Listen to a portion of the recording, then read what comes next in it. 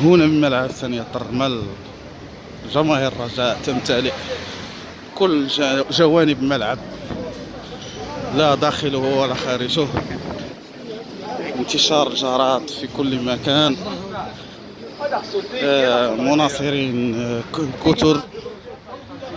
جمهور الرجاء عالمي كبير.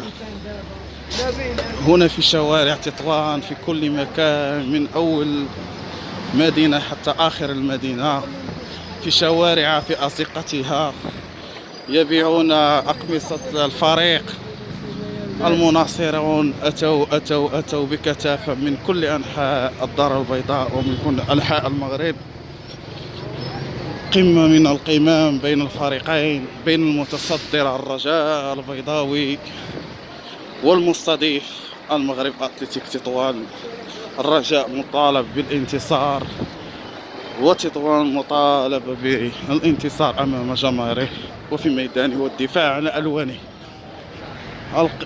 المباراة لا تصلح على لا تصلح على قسمين.